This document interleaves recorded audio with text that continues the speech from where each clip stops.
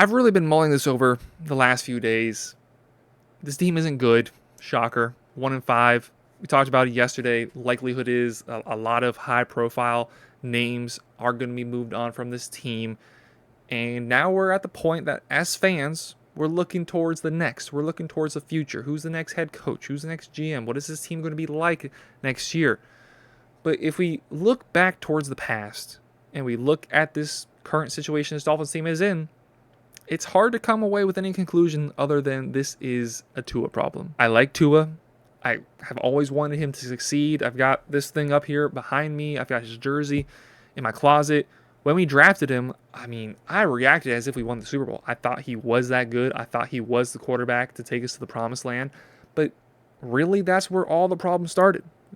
Brian Flores didn't want to take him in the first place. Brian Flores wanted to take Justin Herbert. He did not want to roll him out when he was forced to early on in the season. Dolphins were at around 500.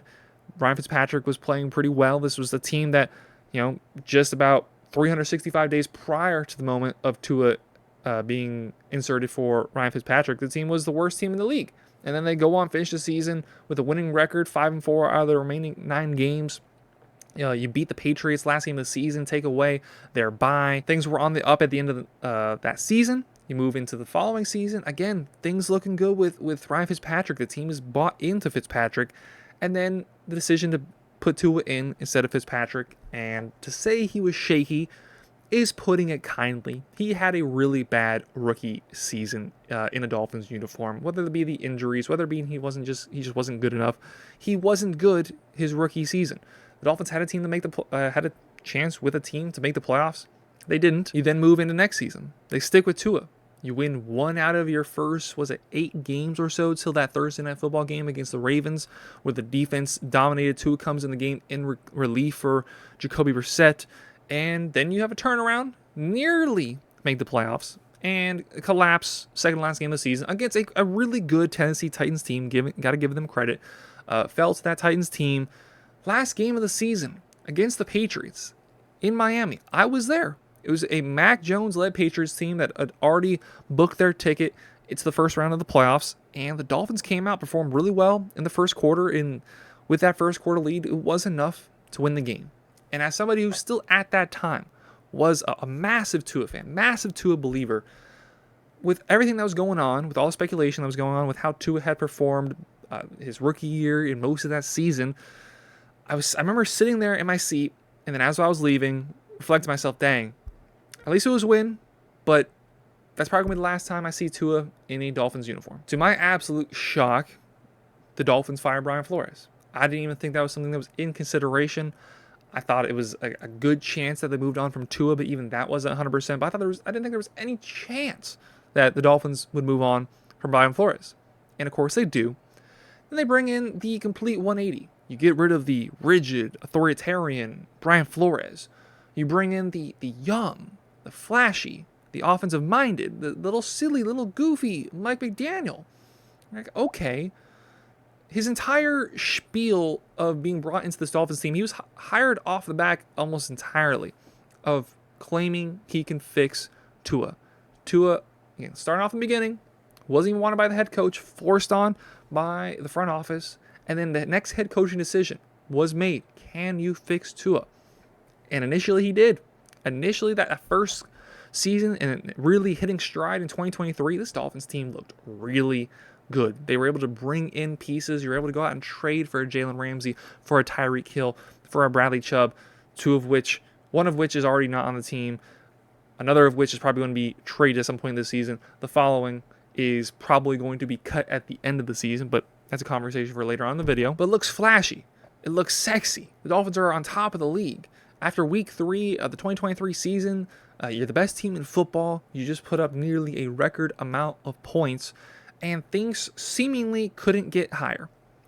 But in that moment, there's a video if you really want to go back and search. I don't know what it's titled, but I know we talked about it, that we acknowledge in that moment.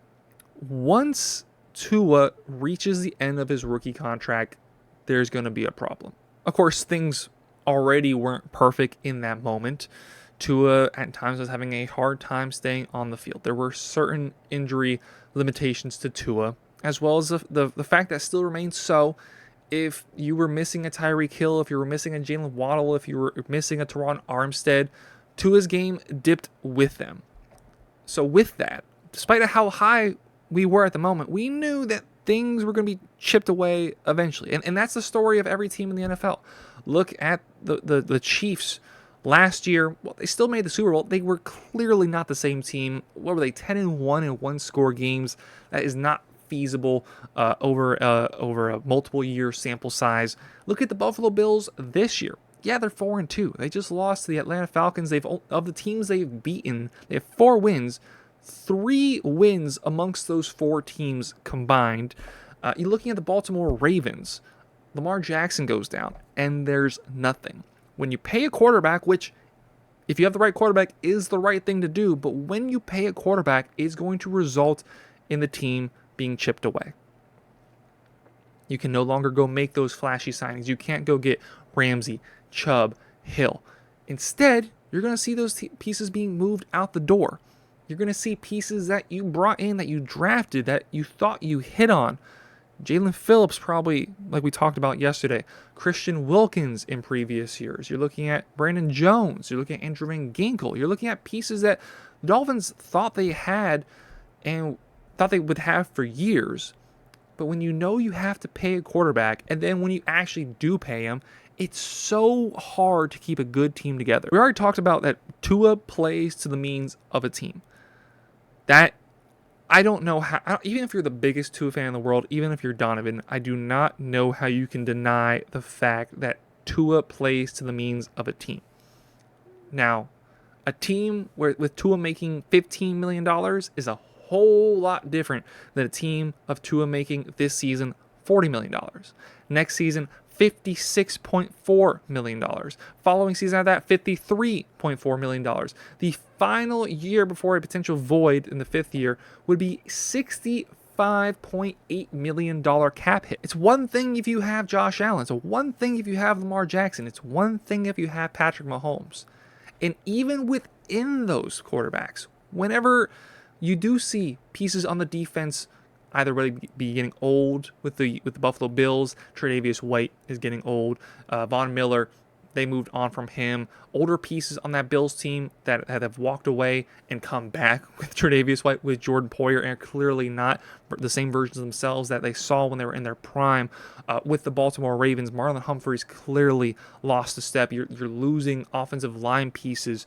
They cannot refurbish that team like it's necessary. The Chiefs are in a league of their own. They've really got to figure it out to the combination of drafting, moving on from players. That Tyreek Hill trade obviously really supplemented them. You move on from Tyreek, you're able to, within that trade, bring in Rashee Rice, and obviously things have really looked up from them from there. But even with them, things aren't perfect.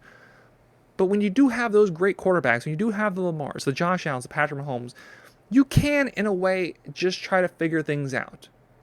When you have a quarterback that isn't at that level, that is not a top 10 quarterback, that is not a playmaker, whether it be the arm, whether it be the athletic ability, whether it be just pure playmaking, however you want to categorize it, you cannot pay that much money. Marquee signings for the Dolphins this last offseason, no big trades to bring in any players. It's going to be the same thing next offseason. Even if you potentially cut Tua following this season, you're eating a lot of dead cap. He's a good player. He's not a great player, and you can't pay great players top dollar. I like him, but the money, the inability to stay on the field, now he's starting to lose his temperament at the podium, which was something that has always been praised of Tua. It's really falling off. Tua, somebody who got Mike McDaniel his job with the Dolphins, now because of the money attached to him, is going to be one of the reasons Mike McDaniel loses his job. Same with Chris Grier. Chris Grier forced the hand of his previous head coach into drafting Tua, into playing Tua, fired him because things weren't right there, brings in a new coach to do so. Now Chris Grier is likely going to be fired. I'm not saying those two men are perfect, and I'm not saying those two men shouldn't be fired, because at the end of the day, they still made the decisions they made. But they all did it because of Tua.